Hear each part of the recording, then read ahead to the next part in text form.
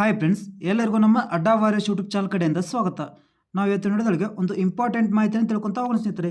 ಈ ಇಂಪಾರ್ಟೆಂಟ್ ಮಾಹಿತಿ ಯಾವುದಕ್ಕೆ ಸಂಬಂಧಪಟ್ಟಿದ್ದಪ್ಪ ಅಂದರೆ, ಮೊನ್ನೆ ದಿನ ಮೇ 8ರಂದು ಪಾಕಿಸ್ತಾನವನ್ನು ನಾಶಪಡಿಸಿದ ಸುದರ್ಶನ ಚಕ್ರ ಅನ್ನುವುದು ಯಾವ ದೇಶದಂತ ಮಾಹಿತಿಯನ್ನು ತಿಳ್ಕೊಂತ ಹೋಗೋಣ. ಅಂದರೆ ಮೊನ್ನೆ ದಿನ ಮೇ 8ರಂದು ಪಾಕಿಸ್ತಾನದ ಡ್ರೋನ್ಗಳು ನಮ್ಮ ಭಾರತ ದೇಶದ 9 ನಗರಗಳ ಮೇಲೆ, ಅಂದರೆ ಜಮ್ಮು ಕಾಶ್ಮೀರದ 9 ನಗರಗಳ ಮೇಲೆ ಏಕಕಾಲದೊಳಗೆ ರಾತ್ರಿ ದಾಳಿ ಮಾಡ್ತದ.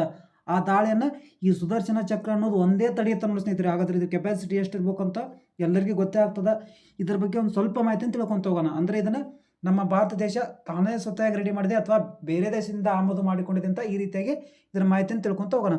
ಮೊದಲೇದಾಗಿ ಇಲ್ಲಿ ಈ ಸುದರ್ಶನ ಚಕ್ರ ಅನ್ನೋದ್ರ ಇದು ಮೂಲತಃ ಹೆಸರು ಏನಿದೆಪ್ಪ ಅಂದ್ರೆ S-400 ಟ್ರೈಂಪ್ ನೋಡಿ ಸ್ನೇಹಿತರೆ. ಇದನ್ನು ರಷ್ಯಾ ದೇಶದಿಂದ ನಮ್ಮ ಭಾರತ ದೇಶ ಆಮದು ಮಾಡಿಕೊಂಡಿದೆ ನೋಡಿ ಸ್ನೇಹಿತರೆ. ಹಾಗಾದರೆ ಇದು ಎಷ್ಟು ಮೊತ್ತದ ಒಂದು ಒಪ್ಪಂದವಾಗಿತ್ತು ಅಂತ ತಿಳ್ಕೊಂತ ಹೋಗೋಣ. ಮೊದಲೇದಾಗಿ ಇದನ್ನು ಅಕ್ಟೋಬರ್ 15, 2016 ಅಂದಿನ ಬ್ರಿಕ್ಸ್ ಶೃಂಗಸಭೆ ಒಳಗೆ ನಮ್ಮ ಭಾರತ ದೇಶ ಇದನ್ನು ಖರೀದಿ ಮಾಡ್ಬೇಕಂತ ಒಂದು ಒಪ್ಪಂದ ಮಾಡಿಕೊಳ್ತದೆ. ಭಾರತ ಮತ್ತು ರಷ್ಯಾ ನಡುವೆ ಇದು 5 S-400 ಟ್ರೈಂಪ್ ಯುದ್ಧ ವಿಮಾನಗಳನ್ನು ಖರೀದಿ ಮಾಡ್ಬೇಕಂತ ಇದನ್ನು ಒಪ್ಪಂದ ಮಾಡಿಕೊಳ್ತದೆ.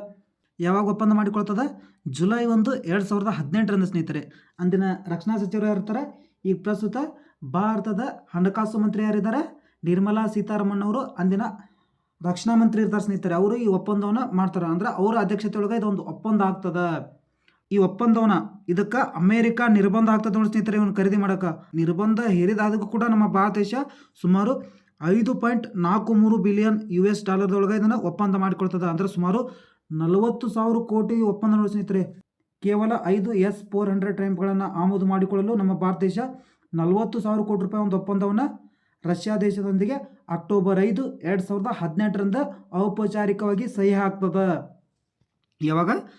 5 ಅಕ್ಟೋಬರ್ 2018. ನೆಕ್ಸ್ಟ್ ನಮ್ಮ ಭಾರತೀಯ ಸೇವೆ ಒಳಗೆ ಸುಮಾರು S-400 ಟ್ರೈಂಪ್ ಅನ್ನುವ 5 ಖರೀದಿ ಮಾಡಿದ ನೋಡಿ ಸ್ನೇಹಿತರೆ. ಪ್ರಸ್ತುತವಾಗಿ 4 ಬಂದಿದ್ವಾ. ಇನ್ನೊಂದು 2026 ಜೂನ್ ಒಳಗೆ ಬರ್ತದೆ ಸ್ನೇಹಿತರೆ.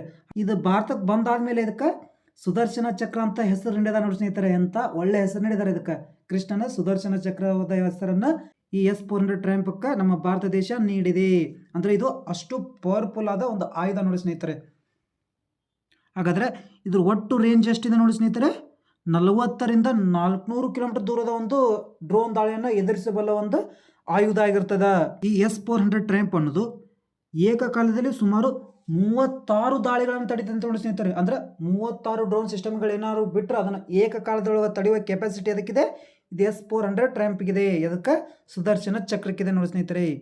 Thank you friends. ಈ ಮಾಹಿತಿ ನಿಮಗೆ ಇಷ್ಟವಾಗಿದ್ದರೆ ನಮ್ಮ ಚಾನಲ್ ಆದ ಅಡ್ಡಾ ವಾರಿಯರ್ಸ್ ಯೂಟ್ಯೂಬ್ ಚಾನಲ್ಗೆ ಲೈಕ್ ಮಾಡಿ, ಶೇರ್ ಮಾಡಿ, ಸಪೋರ್ಟ್ ಮಾಡಿ. ಕೆಳಗಡೆ ಕಮೆಂಟ್ ಬಾಕ್ಸ್ ಒಳಗೆ ನಿಮ್ಮ ಅನಿಸಿಕೆ ತಿಳಿಸಿ. Once again thank you.